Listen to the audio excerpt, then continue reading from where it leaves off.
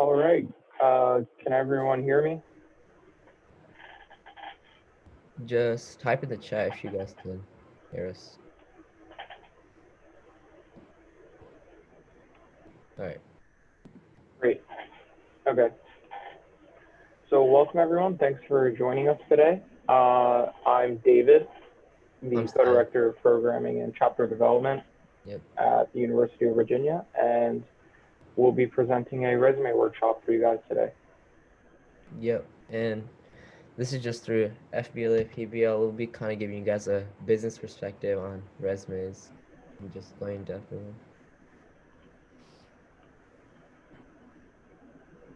So to begin with like our agenda, what we're gonna cover today, we're gonna first go over formatting of the resume, which obviously matters a lot because when you have like a reviewer, like a job offer or something, like you want to have it formatted well to where it's easy to read and they don't give up on reading your resume.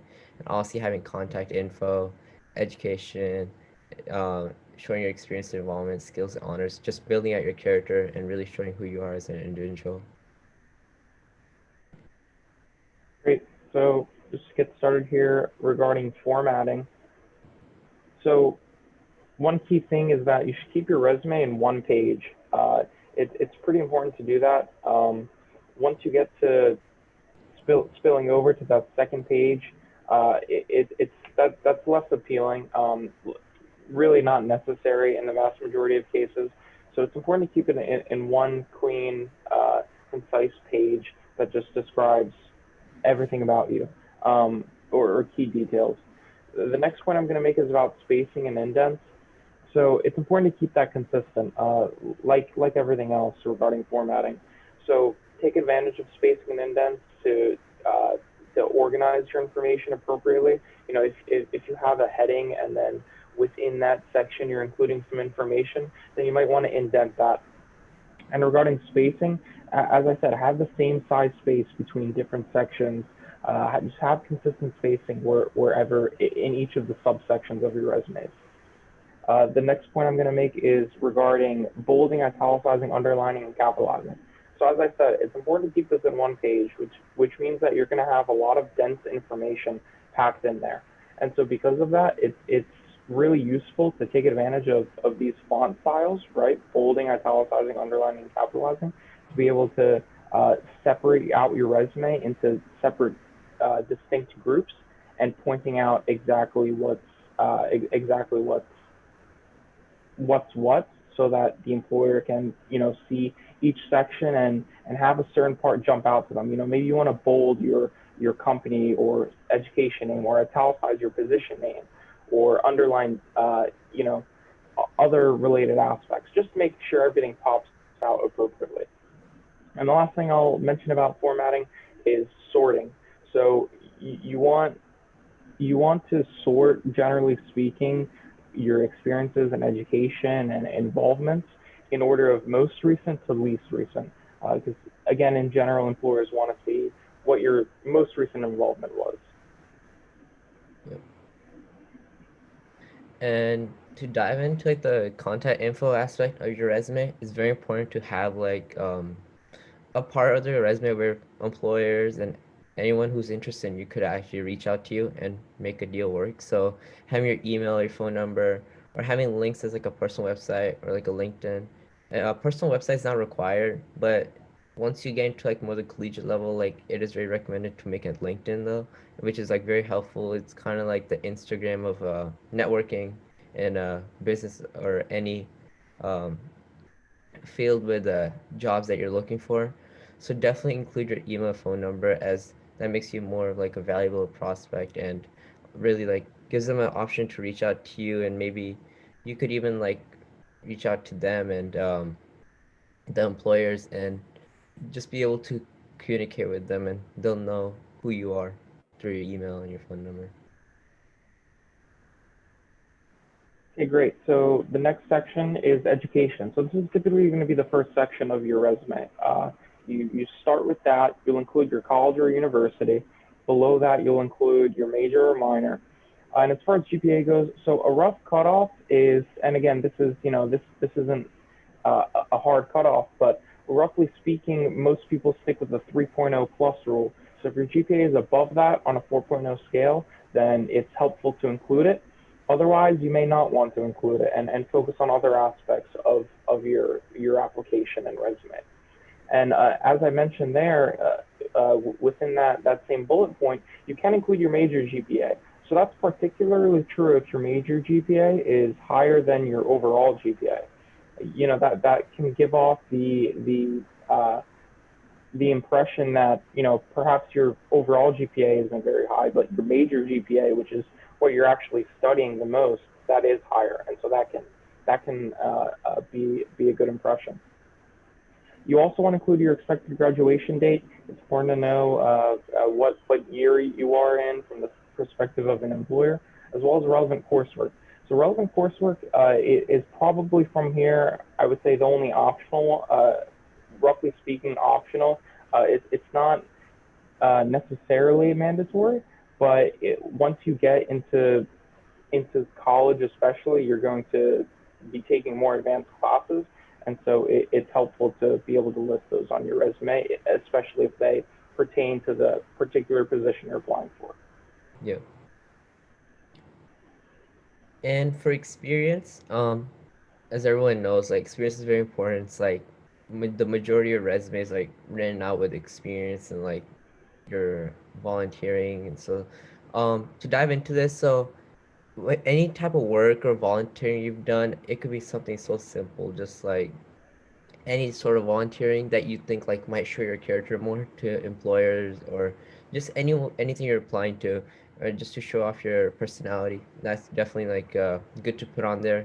And even the company or organization, if you had like a internship somewhere or an externship, or just had like some interaction with like a company where you went to like their event or something, definitely put that on your resume because it actually shows that you're kind of ahead and like kind of sets you apart from like your other colleagues or who are people you're like competing against. So position, if you held any position like a secretary, vice president, like maybe FBLA or anything, and also like the dates you did the work in, it's very like important to make sure like the dates are very relevant to the time of today because the more closer the dates are, the more it shows your developed character is to be present now.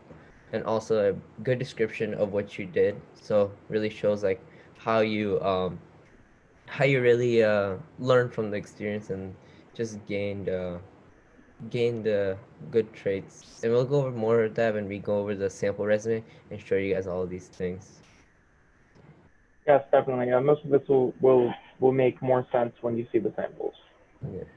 So the next point would be your involvements. So that's going to consist of clubs and organizations you're involved in at school. So for you guys, that's like PVL, right? And sticking with the same general structure as experiences, you're going to want to list any leadership positions you've held in these, as well as dates of involvement, and again, your description. So pretty standard, just following along the same lines as experience, but this will typically be much more concise than your experiences list, Mhm. especially as time goes on. Yeah, and so it's very important to have some skills which also like help you kind of like round out your character because it kind of shows that you went like you took initiative to go ahead and like learn something. So for technical skills like programming languages like Python, Java, JavaScript, C++, anything, if you have a certification in them or like just simply learn them to some degree, you could put like intermediate Python or a beginner or anything you think you like mastered.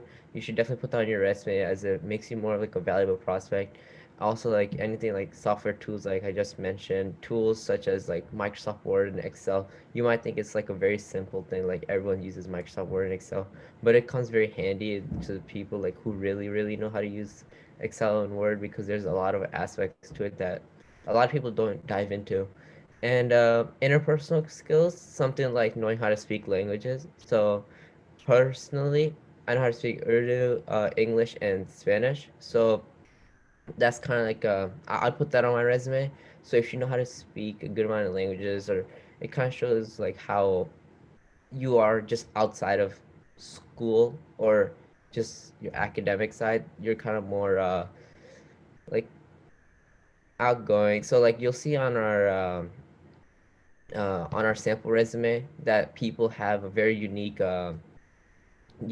skills, such as like if they're like good at cooking or something like that, something not even related to their job, but it shows more of their character. So it's definitely like good to include those. So the next section is going to be your honors. So this is also pretty simple, just your awards, scholarships, prizes, anything like that in or outside of school. And this is typically just not necessarily going to include all of that other information, like position or description or anything like that. This is typically for the sake of space, just going to be the name of the honor, and then on the same line, maybe all the way on the right side, the date. Just something simple like that that won't take up too much space. And so here we're gonna present you guys with a sample resume and just go in depth with whatever we just talked about and show you guys where all that stuff is in the resume.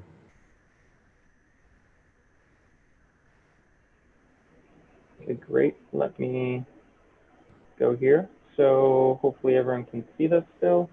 So this is a sample resume.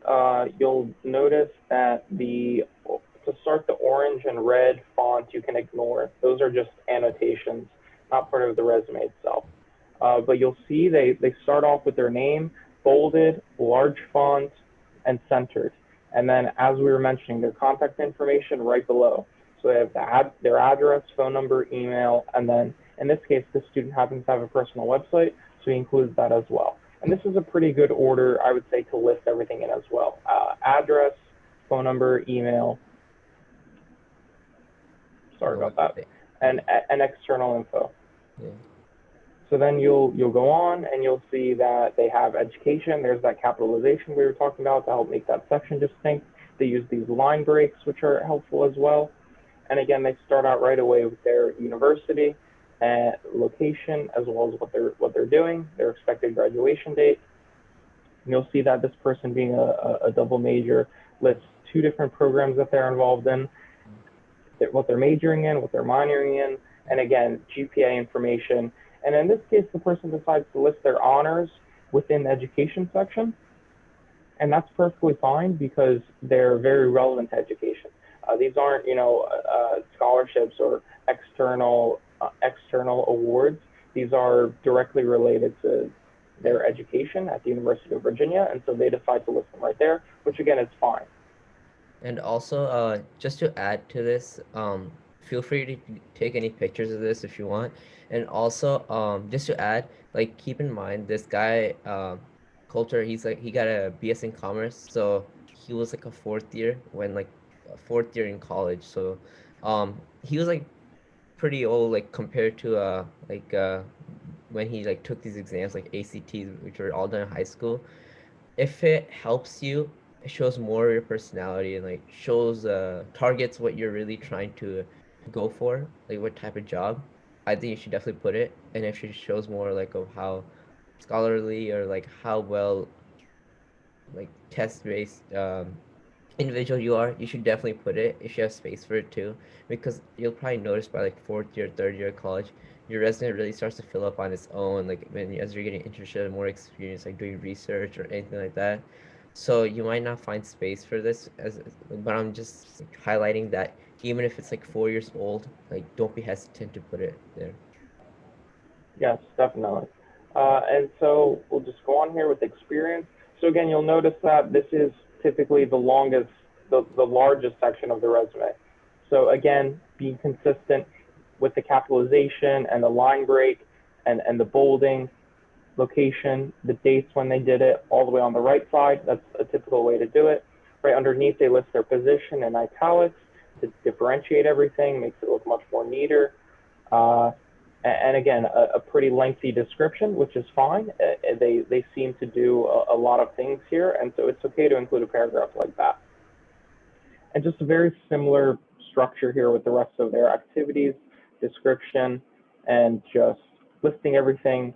Uh, you'll notice that in this case, their most recent experience was this one, and so Typically, that's going to be the first one listed rather than the last.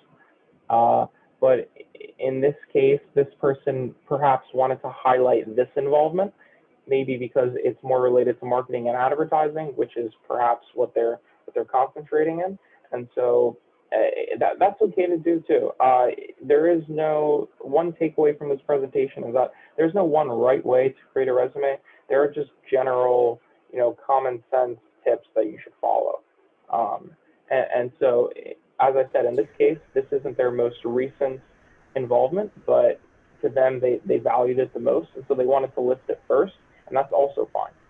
Yeah.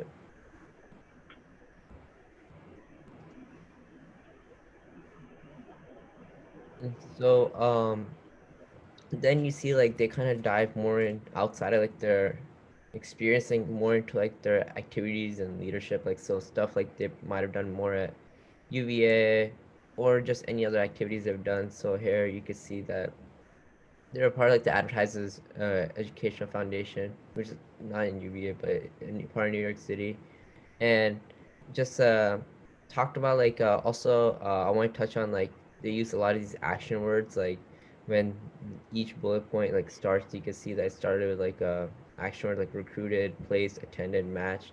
All this stuff like really goes to show like selected, engaged. It kind of really like builds up your character, shows like what you actually did and what skills you gained.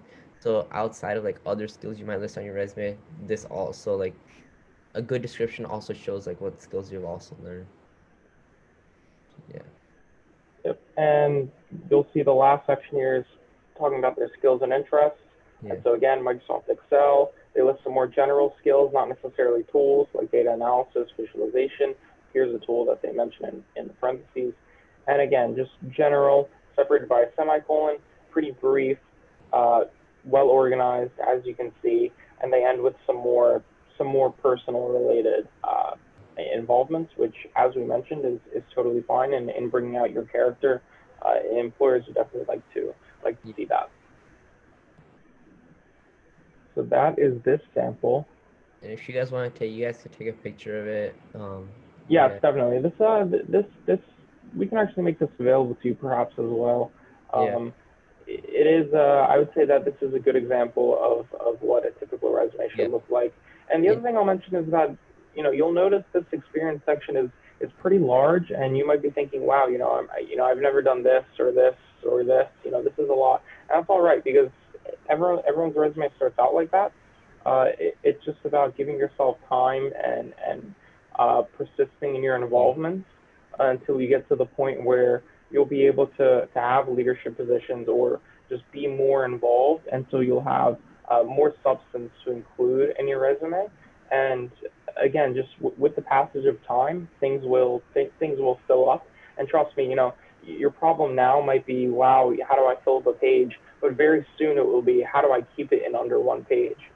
That very soon ends up being the most difficult aspect. yeah. Hmm. So I'll just go back here.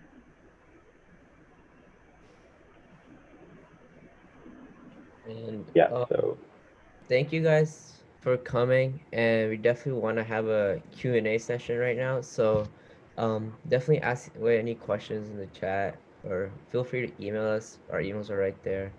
But it'll be better if you guys ask in the chat right now so we can answer it in person for you guys. So for sure. And also,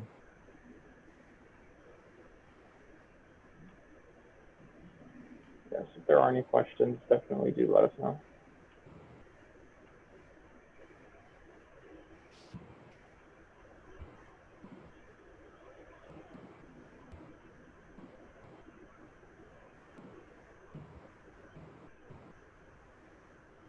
You can continue to type out questions as we wrap up here, but mm-hmm. we All right. will just mention. Yep, sorry, I was just going to say we will just mention that we do have a variety of social media accounts as you can see here, so definitely follow us on there, like our pages and whatnot, and just a good way to keep up with everything that's going on. And so I'll leave this up for a moment.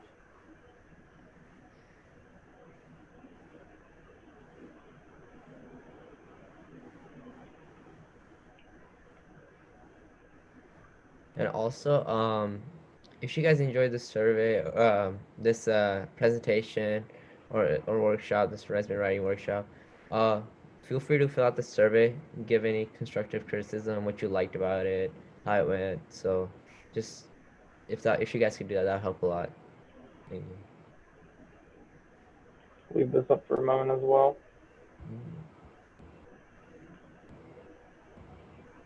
Mhm. Um, so we have a question. Um, if I'm still in high school, should I include my education or leave it off? When I was in high school, I put it on there. I mean, there's no other education you have, so definitely like put towards like, I put like what my GPA was, what diploma I was working towards, like IB or advanced or anything like that. So I think you should definitely also in the education section you could put your interests, so like what you're looking to go into, because they're obviously going to consider that you're a high school student. So definitely put that. And should a person have multiple resumes? I'd stick to one under one page. That's because I feel like it's gonna then you have to send multiple files. That's just like making one resume with like more pages. So you should stick to only one with one page. That's probably the best. Yeah, overall, I just add on to that. Overall, I'd say one resume is fine. However, with that being said, it is useful to have one sort of master resume that contains all of the information that you're generally involved in, and then for each position that you're applying to, customize your resume for that.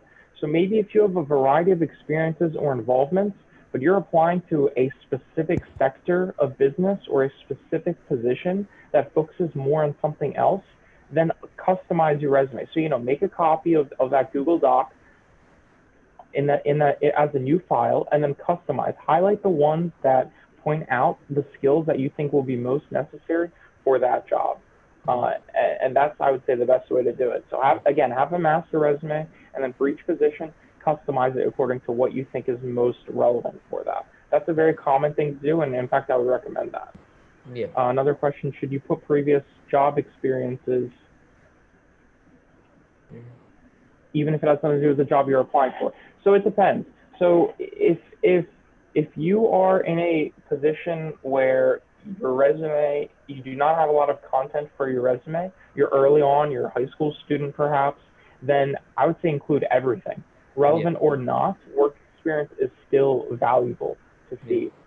How and again, with that being said, as you get into college and you start having, as I said, this issue of keeping your resume under one page, as you start to have a lot of content to be able to put on your resume, then you're going to selectively filter out the most relevant experiences. So again, if you're at a position where you don't have maybe a ton to put on your resume, then include everything you can to fill it up and show your experiences.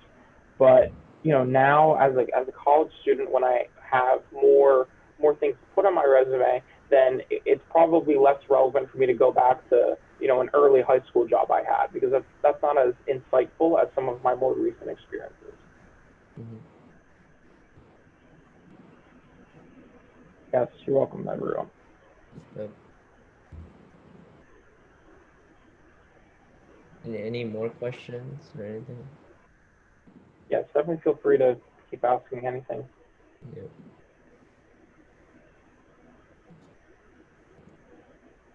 We'll go to the next slide. And so if you guys could come celebrate our 75th anniversary from November 13th to November 15th on actually yeah. So yeah, come celebrate with us, and you can like look out more for that on our social media like we mentioned before. So definitely keep up with them. We'll have more information on that soon. And it'll just kind of be more similar to this, like a ceremony with workshops and roundtables, and you could just be an FBLA member like you all are, or alumni or anything. So you guys can definitely also like network if you guys would like to, even though I know it's not in person, but you guys still be in the same environment, meet people. Mhm. And that should be all. Yeah. Yep. Thank you. All right. Thanks everyone for coming. Again, let us know if you have any other questions. More than happy to answer anything you have. Um, Yeah. And also, if you guys want to like unmute and say out the question out loud, like that's fine as well. sure. Anything that works for you guys. Yeah. Yeah. No problem.